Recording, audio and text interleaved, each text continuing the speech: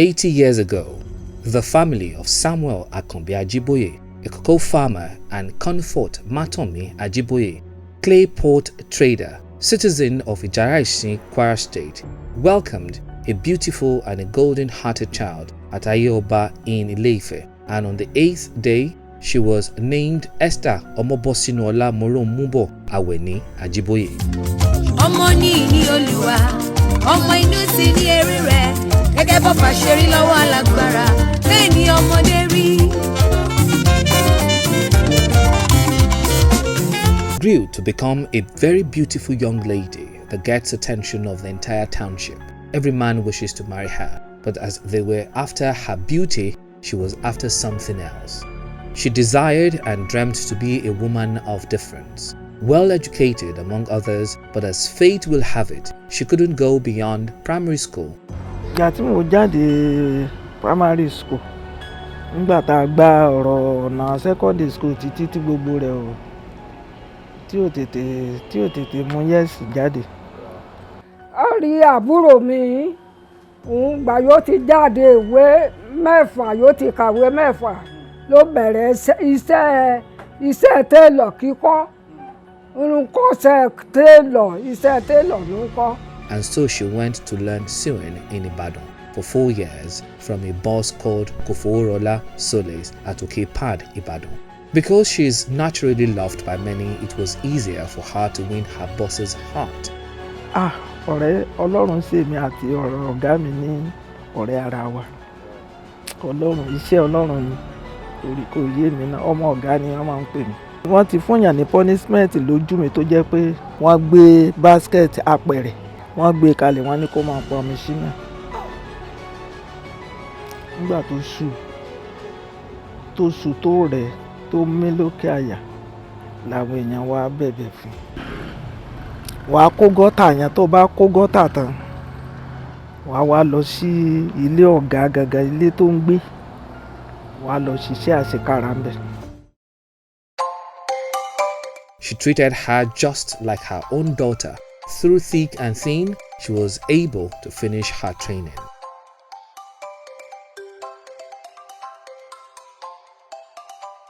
Omobola went back to Osogbo after her freedom and set up her own tailoring business, which was blessed by God, and the business blossomed.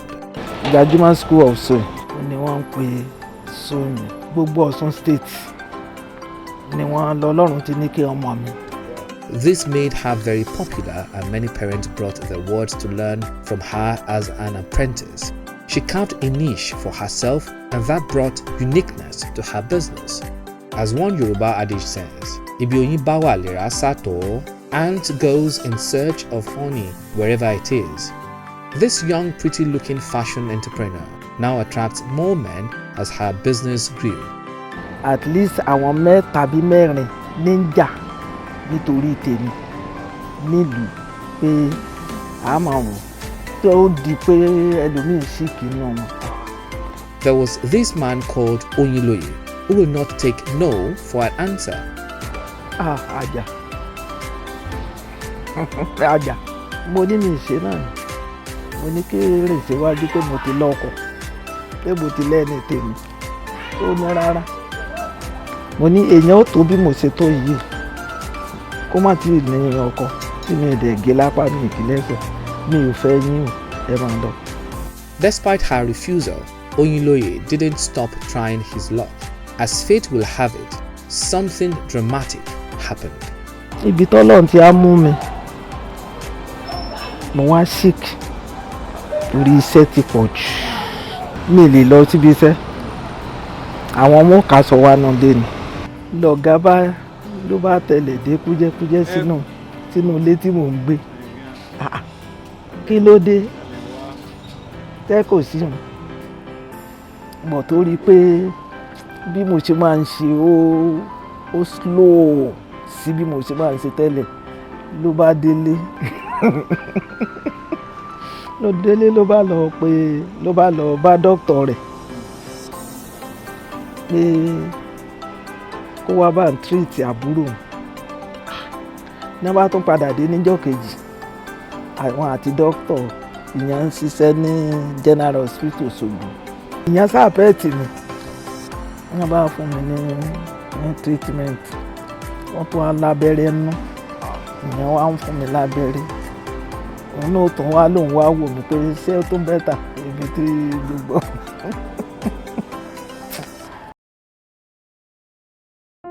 She had no choice than to give Oyinloye a chance in her heart.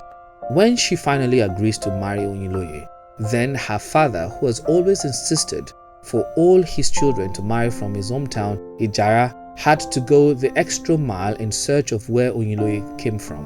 At the end, they found out he was from a reputable family too.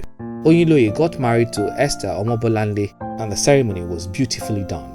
Beyond expectation, Oyinloye performed excellently well during wedding as he paid all that was required of him, after which they did church blessing. Ọlọ́run ní sọmọ Òṣogbo ni wọ́n ń gbé, Òṣogbo ni wọ́n ti ríra wọn fẹ́, ibẹ̀ ni wọ́n ti fẹ́ra wọn, ibẹ̀ náà sàn ni wọ́n ti márì ara wọn. He appeared to be an angel and a true love of Esther Omobola. Every member of her family loved him and he was generally accepted in their family. Èèyàn dáadáa ni o, èèyàn dáadáa ni, ó sàn ń ṣe dáadáa, ó tẹ̀ ń ṣe dáadáa púpọ̀ nínú ilé wa, iṣẹ́ yóò ṣe nínú ilé wa kẹ̀sẹ̀ kékeré. The question now is, who is Emmanuel Oyinloye Aremu Olorunishomo? Mo rí pé ó jẹ́ nírẹ̀lẹ̀, ó dẹ̀ ní sùúrù, ó dẹ̀ nífẹ̀ẹ́.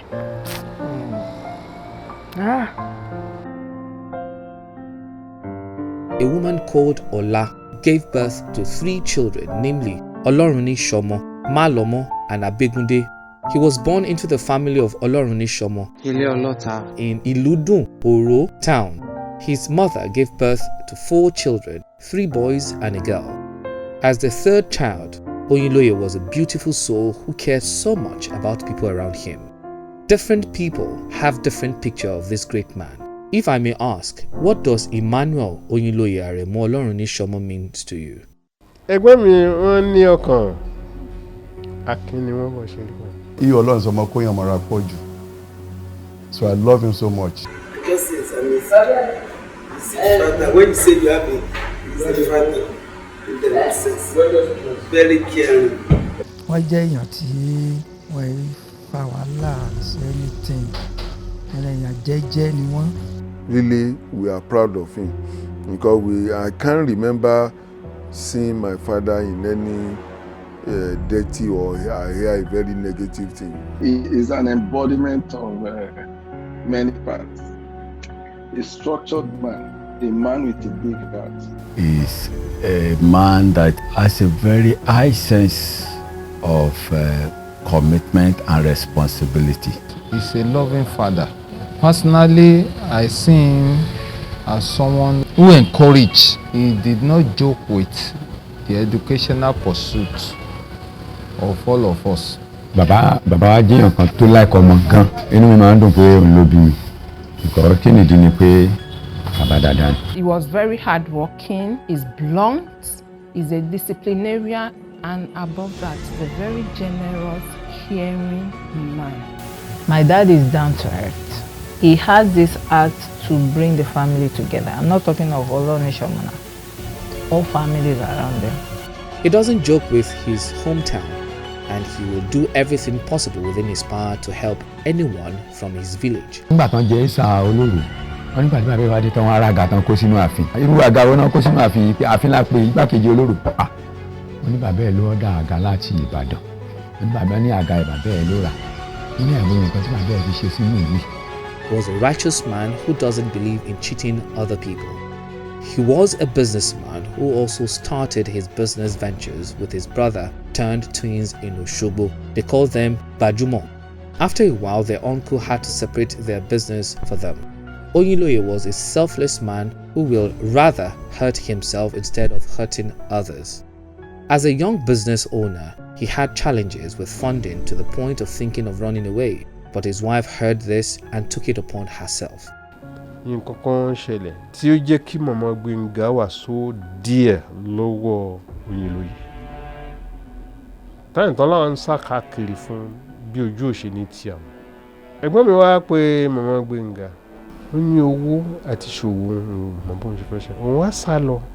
Ìyá Gbénga ló lọ sóṣù ló lọ bá pẹ́rẹ́ǹtì wọn nílé Ifẹ̀ pé ọkọ òun rówó ṣiṣẹ́ o bẹ́ẹ̀ sì ràn lọ́wọ́. Màmá Gbénga bá sọ fún màmá ẹ̀. Màmá Gbénga sọ pé sá lọ sí bó ló fẹ́ sá lọ. A ní determination àwọn ni pé ẹnikẹ́ni tó bá fẹ́ ọmọ àwọn náà ni. Sọ́nsà ní bíṣọ́ọ̀bù méjì bí mẹ́ta nífẹ̀ẹ́ yẹn màmá tó ti ń ta wọn. Nínú ṣọ́ọ̀bù méjì bí mẹ́ta tó ń ní nífẹ̀ẹ́ wọn ló wà á tà èyí tó bá ṣe tà. Bí màmá yẹn ṣe ta àwọn ṣọ́ọ̀bù wẹ̀ ní Ifẹ̀ ni. Wọ́n bá kó owó ẹ̀ fún ọmọ ẹ̀ yẹn bá kó fọ́kọ ẹ̀. That thing changed the dynamic, everything concerning my father's business. Yes, the business was booming. My father was making it in different, because that money helped a lot. I don't know how much, but it must be a very good money. Ọ̀pọ̀ lè máa rò pé à ń dọ́gbọ́n sí ti ayé. Ó ní Màmá Gbénga fi win ọkàn Oyèlóyè rárá. Àwọn nǹkan míì tó pẹ̀lú ẹni. Ẹnu ara Oyèlóyè ló fi sọ fún mi. Ah, so close. Ó fẹ́ràn mi tí kìí ṣe díẹ̀. As a result of this singular act, the business grew and became successful. After some time, Oyinloye considered moving to Ibadan to improve on his business, but this was a huge sacrifice on the part of Omobola, and she will have to leave the comfort of her business, losing all customers, apprentices, and friends in Osogbo to embark on a journey to a new environment. Ọjà wọn ti kọjá, ó ti fẹ̀ kọjá Òṣogbo. Àwọn ọ̀rẹ́ wọn láti Èkó ni wọ́n wá sọ fún Èkó tiẹ̀ ni wọ́n ní kí wọ́n máa bọ̀. Ó sọ fún mi, ó ní tó bá lọ sékòó mi bẹ́ẹ̀ lọ sékòó. Òun náà ló nífẹ̀ẹ́ sékòó. Ó nítorí jayéjayé ti pọ̀ jù lÉkòó. Ó lówó Èkó ní gbé. Pé bí wọ́n kò sí tí a lè kó jọ lÉkòó, Èkó náà ni wọ́n ti bọ̀lẹ̀ sí. Ọtí àmú kẹ́mu tí kẹ́mọ̀ kẹ́gbé ọtí kẹ́mọ̀ àwọn dẹ̀ nìyí wọn kì í mọ ọtí. Wọn kì í mú gbogbo ní wọn lè lọ sí Èkó. Pé ó tẹ̀ lọ́rùn kó wà ní Ìbàdàn. Tó pé kí wọ́n lọ sí Èkó. Wọ́n rí ṣọ́ọ̀bù lÉkòó. Ó ń fún wọn. Wọ́n ní kí wọ́n gbé rẹ́ǹtì fẹ́ lómi. Bá a ti dèrò Ìbàdàn. Her sacrifices didn't end there. She eventually gave up on her dreams by supporting her husband's business. As a result of this sacrifice, growth and prosperity visited her husband's business, and it was booming. Ṣọ́ọ̀bù yìí tí wọ́n gbà fún mi yẹn, mo kó máṣíìnì díẹ̀ síbẹ̀. Táwọn bá ti fẹ́ travel, màá wá dúró sí ṣọ́ọ̀bù díẹ̀. Màá máa bá wọn mójútó ilé. Wọ́n wá rí i pé táwọn bá travel, gbà táwọn ó bá fi dé, owó tí màá pa délẹ̀ fún àwọn ní ṣọ́ọ̀bù ó ju gbà táwọn gangan táwọn ń jókòó sílé lọ. Wọ́n á ní àwí ẹjọ́ ẹ bá wa fara mọ́. So gbogbo tọ́rọ́ kọ́bọ̀ tí mo ní àti passport mi àti everything wọ́n gba gbogbo ẹ̀. Wọ́n gbogbo owó tó wà ńbẹ̀ wọ́n withdraw rẹ̀. Wọ́n lọ bá mi sí another kìíní mi. Bàbá wa try. So mo láti wá jókòó ti ṣọ́ọ̀bù lọ́dọ̀ wọn mi. Ìgbà yẹn wọ́n wá ṣẹ̀ṣẹ̀ wá ráyè jáde máa lọ rajà ní outside. Torí kíní ni wọ́n ná ju Abá Onitsha. Kíní ni wọ́n ti ń lọ ra àwọn design. Ìgbà tó yá ó di pé a enter àwọn factory ní Èkó, Sunflag, Datex àti Nupe. Àwọn mẹ́ta yẹn láti ń ti design jáde. Àwọn ló lọ kó ọjà wálé, èmi ni mò ń ta ọjà síta. Èmi làwọn èèyàn ó book ọjà lọ́dọ̀ rẹ̀. Èmi náà dẹ̀ ni màá ta, èmi náà ni. Ìgbà tó wá rí i pé ó ṣà ń yà lẹ́nu bí gbogbo nǹkan ṣe ń lò. Onímì náà kọ́kọ́ yé mi náà Ọlọ́run lóyè. Démọ́lá bàbá ọmọ yìí, oyún rẹ̀ nínú mi ó fẹ́ jábọ́ sórí béèlì aṣọ. Mi tẹ̀ ní ráyè jẹ níbi tí ráyè pé ọmọ wà ní inú mi. After a while, something went wrong and the business was nose diving. Oyinloye lost a huge amount of money to his lawyer. Mẹ́ta ni lọ́ọ̀yà tẹ̀tẹ̀ ń sọ yẹn, wọ́n á ní Kúnlé wo Kúnlé Adédoyin mo ní ẹni jìbìtì ni and is that mo ní ẹni jìbìtì ni o. Ẹ̀ náà wá sí wa lọ sọ́dọ̀ company tó gbalẹ̀ lọ́wọ́ wọn. Àwọn yẹn sọ pé àǹtí fún wọn lówó. Wọ́n ti sanwó fún Kúnlé o and Kúnlé ò rẹ̀ mí ìtòwó yẹn fún wọn. And another lawyer tried to take over his property. He was so worried and thinking of what was lost. Sacrifice of a woman rescued the family business again and it came back up. Wọ́n ní option wọ́n kà máa sọ fún ibi tí bá wá sí Ìbàdàn pé wá bàbá ò gbọ́dọ̀ kú o tó bá wá bùkátà àwọn ọrùn ẹ̀ ló máa wà. That's what she used to tell me by then pé we must find one or two things to do about this man. Pé tó bá lọ kú the whole body will be on your head. She used to tell me that and which is true. Àkókò kan wà ó máa dùn àkókò kan wà tó máa tún kù díẹ̀ kí á tó. That's life, it's normal. Ló tún ṣẹlẹ̀ sí wọ́n gbà yẹn mo fi kẹ́kọ̀ọ́ o to be honest with you.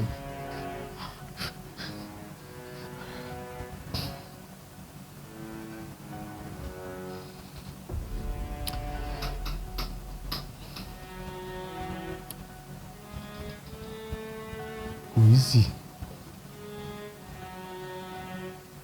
Kéèyàn máa náwó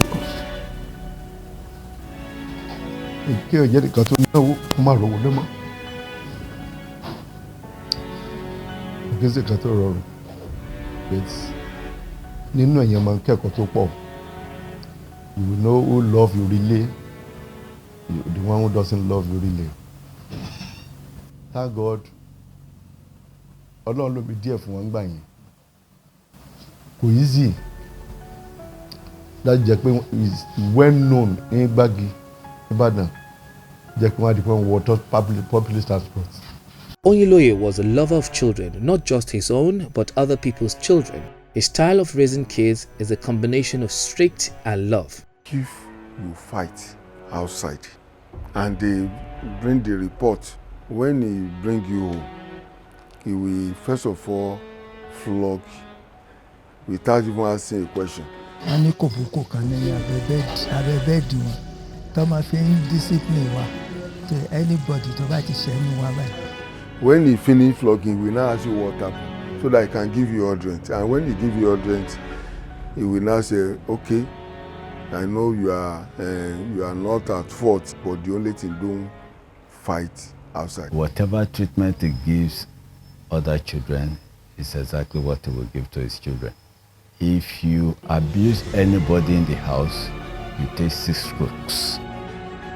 If you curse anybody, you take 12.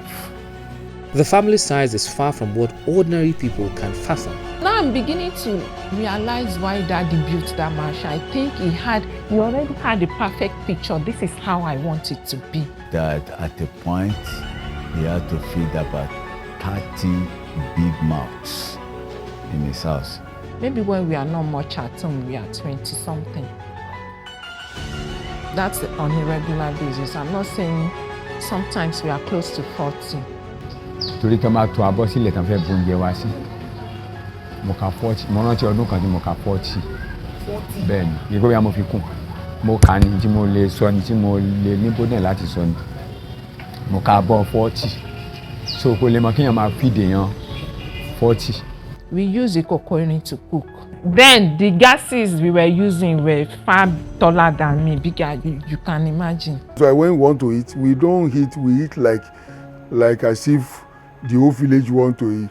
They cook food, we spread it on the ground as if we are in hostel, where everybody, and that's the way. And early in the morning, they bring all of us. We pray. My father is the one that will wake up, go down all the room, knock the door, and all of us come out. We go to sitting room and we pray. There was this fateful day. I was hungry and food is not yet ready. I have to look for Gary. Then one of my senior brother, in person of Mr. Femi, told me, this Gary you took is too much. Oh. And my dad would say, no, let him take, Daddy, he told me to put you this and that. Uncle, leave him. He said he can finish it. And of course, I pour water, and as I was drinking it, lo and behold, so my brother have to tell me that, look, you will finish it. He was beating me. Of course, Dad was like, leave him now. Shebi, most of him, see the gari that is soaked. He's just wasting it. He beat me until I finish it. And as I finish it, in the evening, I couldn't eat again, even the following day. He was a very hard-working man. He was also a farmer who plants a lot, and every of his farm produce are all consumed at home. Oyinloye was a philanthropist who gives to everyone in need, inclusive of his hometown. Though very insignificant as at then, motherly role can't be overlooked, as Omobola played a vital role in order to see her home in one accord.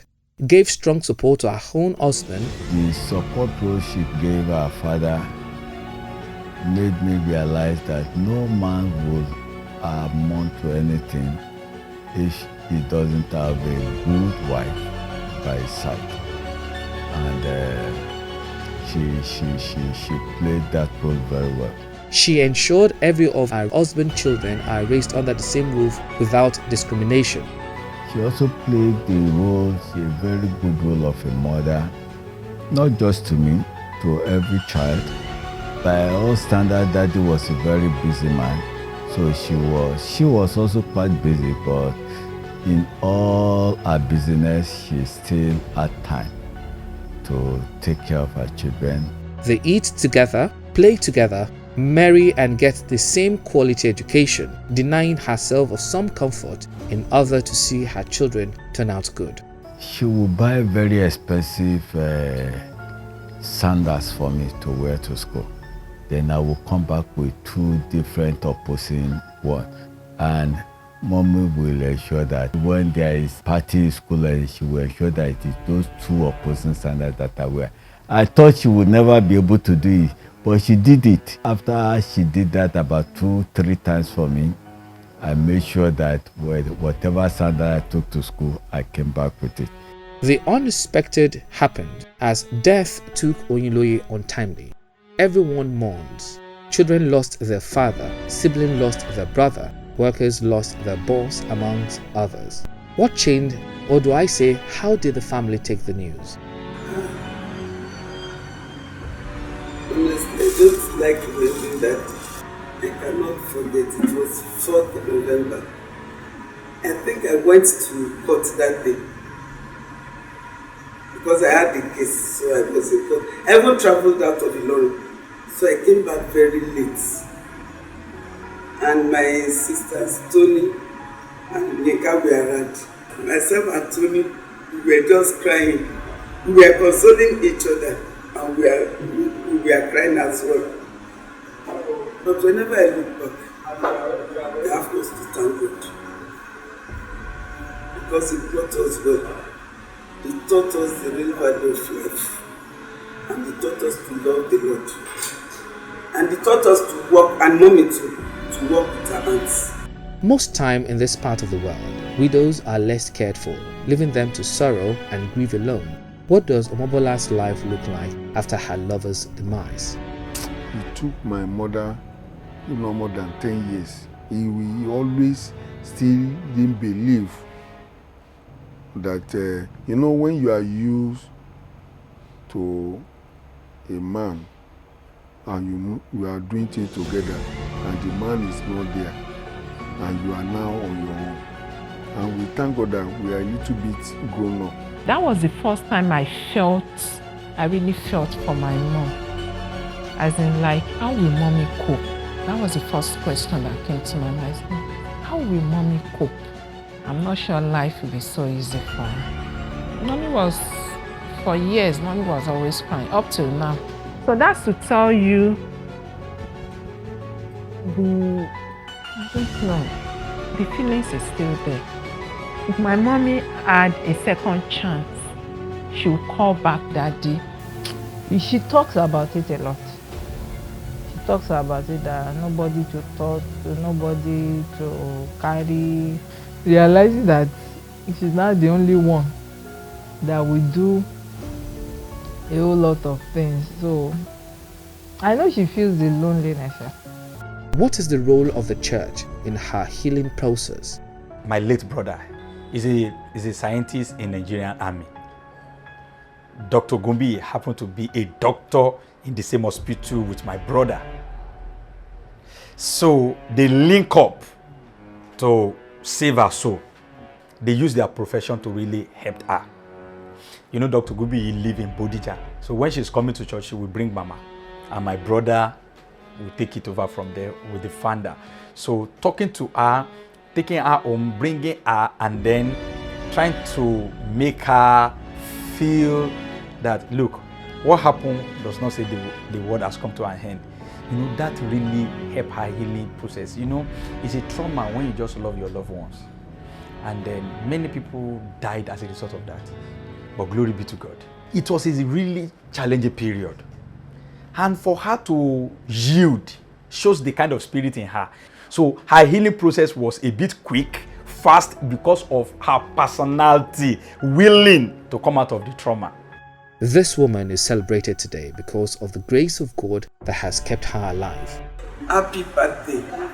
I wish you long life. If Jesus tarries, but if Jesus should come, we go to him. I wish you long life and prosperity. I wish you the best any child can wish a mother. Happy birthday, Grandma. I love you. I love you. I love you. From the depth of my heart, I'm telling you, I love you. God bless you, Grandma.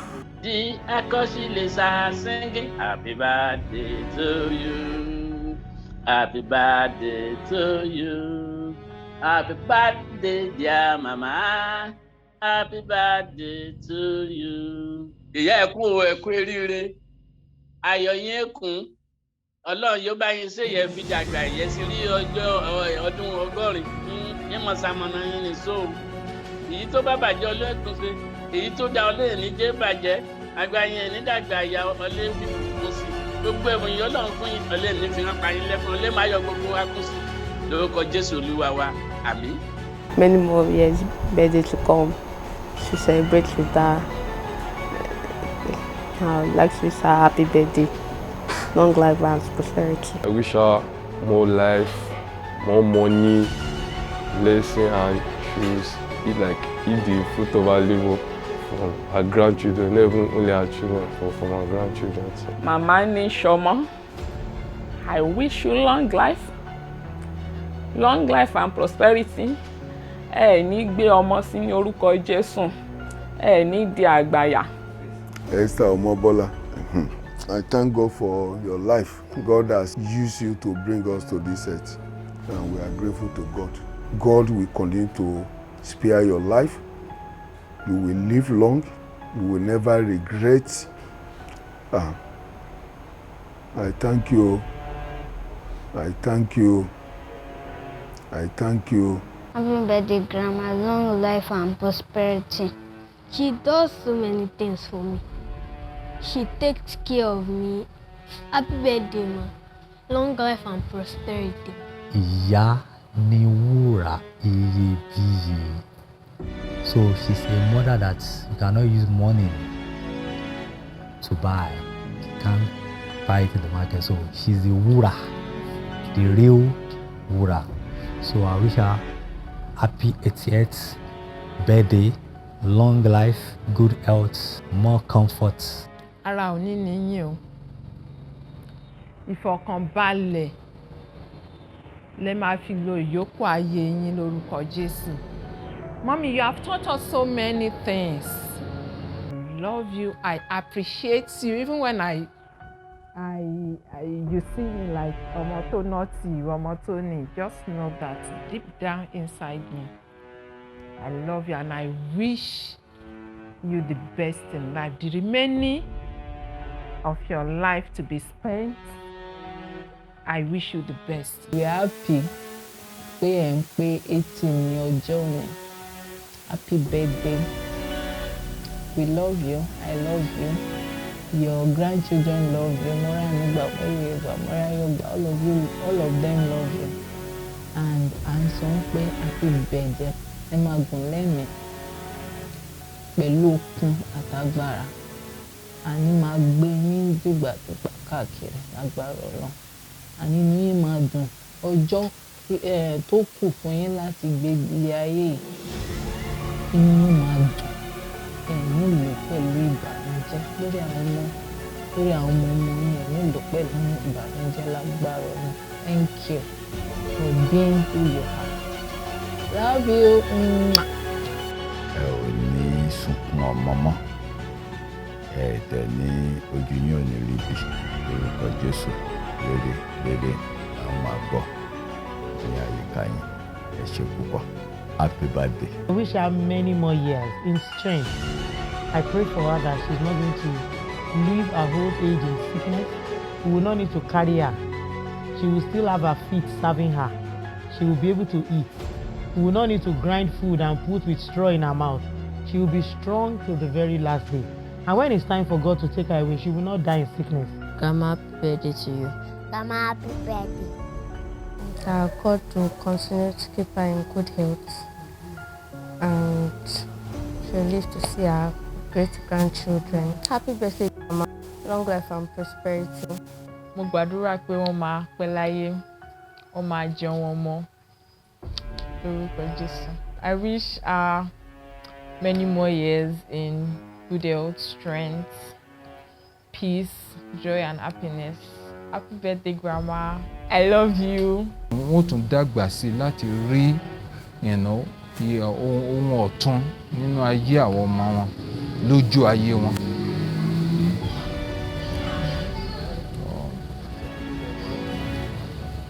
So I wish her happy birthday, long life and prosperity, in good health, in the name of Jesus. But I still love her very much. I love her. I love her, but I feel she can do better. 60 wọ́n ti ń ṣòkú ọmọ 60 àwọn sì wọ́n pé 80 so 80 tán dẹ̀ pé yẹn ń sìkè pé òkú wọn la fẹ́ ṣe ní 80 bẹ́ẹ̀dẹ̀ la fẹ́ ṣe fún wọn ní 80 so ọpẹ́ kan nìyẹn lọ́wọ́ Ọlọ́run tún wá fún wọn ní okun àti agbára pé látìgbà tí dáàdì ti kú pé wọ́n gbé wọn kiri gbogbo bá ṣe tọ́jú wa náà tá a bá tún rò sẹ́yìn rò síwájú náà màá tún ní àwọn náà ní part àní wọ́n ní part tí mo lè fi dúpẹ́ lọ́wọ́ Ọlọ́run because mo tí wọ́n bá ń train èèyàn á dà pé àbọ̀yàn fìyà jẹ mí ni wọ́n fìyà jẹ yàn kéèyàn lè débi tí ó máa dé láyé ni. Valuing and caring for your mother is the only reward they can get for all the sacrifices they made in order for you to be alive and all right. If in any way you have not done what is expected of a good child to your parents, the best time to do so is now, not until they are no more. Esther, Omobosinuola Moromubo Aweni, aya Ọlọ́run ní Ṣọmọ, ọmọ wọn ní Ìjàrá Ìsìn, ó kú oríire òní o, orí rẹ̀ sọre lónìí, ire tó ju owó rí ló máa rí o, ò ní sìnkún ọmọ pẹ̀lú ọmọ o, aya Oyinlóye, ó kú ọjọ́ ìbí òní, igba ọdún kan ni o.